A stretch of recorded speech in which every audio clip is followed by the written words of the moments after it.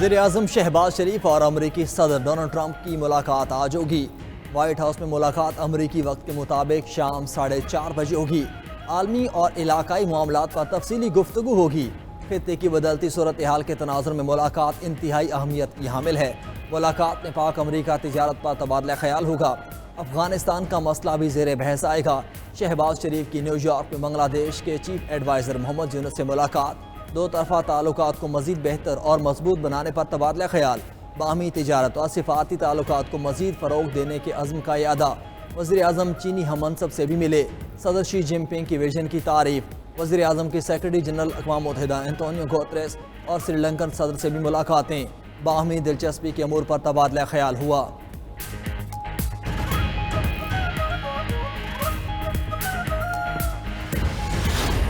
Mark حق جو ہے وہ پاکستان کی ایک اللہ تعالیٰ کے فضل و کرم سے عظیم فتح ہے۔ تو مارچ لاسٹ انہوں نے لیڈ فرام دا فرنٹ، اور انہوں نے لیڈرشپ کے اعلیٰ ترین انہوں نے جو پیمانے پہ پوری دنیا کو دکھایا کہ کس طرح جنگیں لڑی جاتی ہیں۔ فیلڈ مارشل عاصم منیر نے دنیا کو دکھایا کس طرح جنگیں لڑی جاتی ہیں۔ وزیر اعظم شہباز شریف کی نیو یارک میں میڈیا سے گفتگو، کہا مارکہ حق پاکستان کی عظیم فتح ہے۔ ہماری عسکری قوت نے ہندوستان کو شکست فاش دی، دشمن کا غرور خاک میں ملا دیا، پوری قوم کی دعائیں ساتھ تھیں، دشمن کا گھمنڈ توڑ دیا۔ موسمیاتی تبدیلی کی کانفرنس سے خطاب میں وزیر اعظم نے کہا پاکستان مانسون بارشوں سے شدید متاثر ہوا، عالمی سطح پر کاربن گیسز کے اخراج میں پاکستان کا حصہ نہ ہونے کے برابر ہے۔ ملک میں متبادل توانائی اور گرین انرجی کو فروغ دینے کے لیے اقدامات کر رہے ہیں۔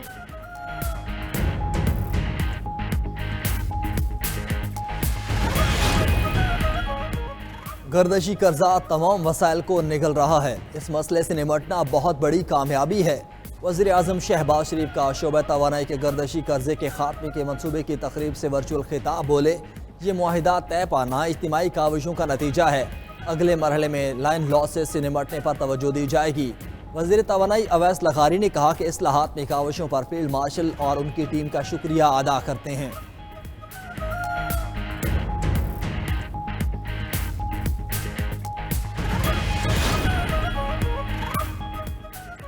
مسلم رہنماؤں کا غزہ کی صورتحال پر شدید اظہار تشویش، امریکی صدر سے مسلم ممالک کے سربراہان کی ملاقات کا اعلامیہ جاری۔ اعلامیے کے مطابق رہنماؤں کا فوری جنگ بندی اور انسانی امداد کی فراہمی پر زور، جبری نقل مکانی مسترد، غزہ سے بے دخل افراد کی واپسی کا مطالبہ کیا۔ صدر ٹرمپ کی قیادت میں امن عمل شروع کرنے پر اتفاق، مسلم رہنماؤں کی فلسطینی اتھارٹی میں اصلاحات کی حمایت، غزہ کی تعمیر نو کے لیے بین الاقوامی تعاون پر زور دیا، یروشلم کے مقدس مقامات میں استحکام کو یقینی بنانے کی اپیل۔ اجلاس کو امن و علاقائی تعاون کے سفر کا نقطہ آغاز قرار دیا گیا۔ 50 منٹ جاری رہنے والی ملاقات میں غزہ اور مشرق وسطیٰ کی صورتحال پر تفصیلی گفتگو۔ ٹرمپ نے مسلم رہنماؤں سے ملاقات کو کامیاب قرار دیا۔ ترک صدر طیب اردوان نے کہا امریکی صدر کے ساتھ غزہ پر ملاقات مثبت اور نتیجہ خیز رہی، امید ہے اچھے نتائج سامنے آئیں گے۔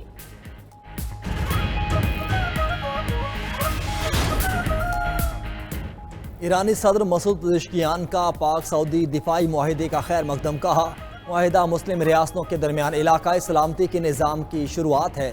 دنیا 2 سال سے غزہ میں نسل کشی دیکھ رہی ہے، ایرانی قوم نے بارہا ثابت کیا وہ کسی کے آگے نہیں جھکے گی۔ کولمبیا کے صدر گستاو پیٹرو نے کہا کہ امریکہ اور یورپ بھی غزہ میں نسل کشی کے ذمہ دار ہیں۔ چلی کے صدر گیبریل بورک نے خطاب میں کہا اسرائیلی وزیر اعظم کو عالمی عدالت انصاف میں لایا جائے، میں نہیں چاہتا نیتنیاہو خاندان سمیت میزائل حملے میں مارا جائے۔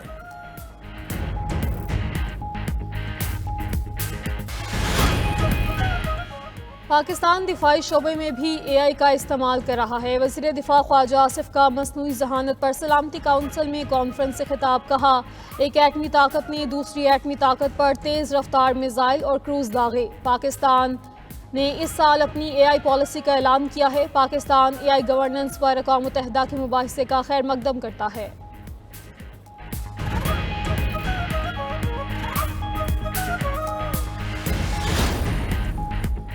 ٹرمپ اسلام مخالف، متعصب اور نسل پرست ہیں۔ ٹرمپ ہر وقت میری ہی باتیں کرتے رہتے ہیں، لگتا ہے میں ان کے حواس پر چھایا ہوا ہوں۔ میئر لندن صادق خان کا امریکی صدر ٹرمپ کی تنقید پر کرارا جواب۔ طنز کرتے ہوئے کہا کہ ٹرمپ اسلام فوبک اور عورت دشمن ہیں۔ بہت سے وجوہات کی بنا پر لندن دنیا کا نمبر 1 شہر ہے۔ UN جنرل اسمبلی میں تقریر کے دوران ٹرمپ نے میئر لندن کو خوفناک قرار دیتے ہوئے کہا تھا کہ میئر صادق خان لندن میں شریعت نافذ کرنا چاہتا ہے۔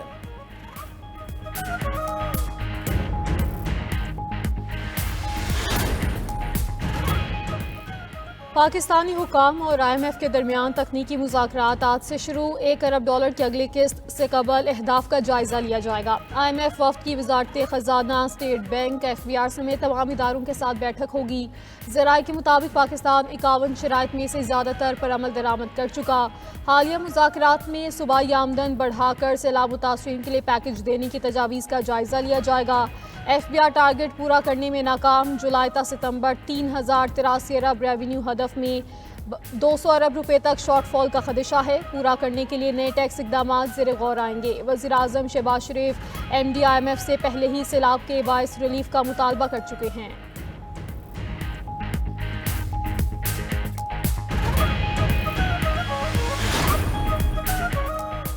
IMF کی ایک اور شرط پوری۔ اقتصادی رابطہ کمیٹی نے استعمال شدہ گاڑیوں کی کمرشل درآمد کی منظوری دے دی۔ وزیر خزانہ محمد اورنگزیب کی زیر صدارت اجلاس میں درآمدی پالیسی آرڈر 2022 میں ترمیم پاس۔ ابتدائی طور پر 5 سال تک استعمال شدہ گاڑیوں کی درآمد ہو سکے گی۔ 2026 کے بعد گاڑیوں کی 5 سالہ مدت کی حد ختم کر دی جائے گی۔ 5 سال سے کم پرانی استعمال شدہ گاڑیوں پر کسٹم ڈیوٹی کے ساتھ 40% ریگولیٹری ڈیوٹی عائد ہوگی۔ یہ ڈیوٹی ہر سال 10% مرحلہ وار کم کی جائے گی۔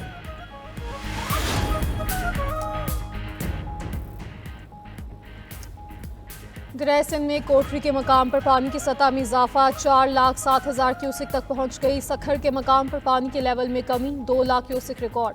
دریا ستلج میں بھی کئی ہفتوں کے بعد پانی کا زور ٹوٹ گیا۔ گنڈا سنگھ والا اور ہیڈ سلمانکی میں پانی معمول کے مطابق بہنے لگا۔ جلال پور پیر والا میں سیلاب سے متاثرہ M5 موٹر وے تاحال بند۔ شگاف کو بھرنے کے لیے مشینری مسلسل کام میں مصروف۔ بانی PTI اور بشرا بی بی کے 190 ملین پاؤنڈ کیس میں سزا معطلی کی درخواستیں۔ اسلام آباد ہائی کورٹ کے چیف جسٹس سرفراز ڈوگر اور جسٹس محمد اعظم خان آج سماعت کریں گے۔ توشہ خانہ 2 کیس میں بھی بانی PTI اور بشرا بی بی کی بریت کی درخواستیں سماعت کے لیے مقرر۔ اسلام آباد ہائی کورٹ کے جسٹس انعام امین منہاس 7 اکتوبر کو سماعت کریں گے۔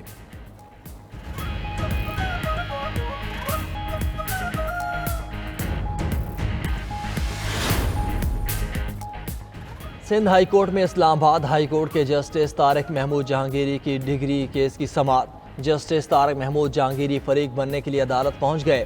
اسلام آباد ہائی کورٹ کے جسٹس سمن رفت بھی ان کے ہمراہ۔ جسٹس طارق محمود جہانگیری روسٹم پا گئے، کہا فریق بننے کے لیے درخواست دائر کی ہے۔ متاثرہ شخص ہوں، فریق بننا چاہتا ہوں۔ یونیورسٹی نے موقع نہیں دیا اور نہ ہی کبھی نوٹس جاری کیا۔ انصاف کی فراہمی میرا بنیادی حق ہے۔ عدالت نے سماعت میں وقفہ کر دیا۔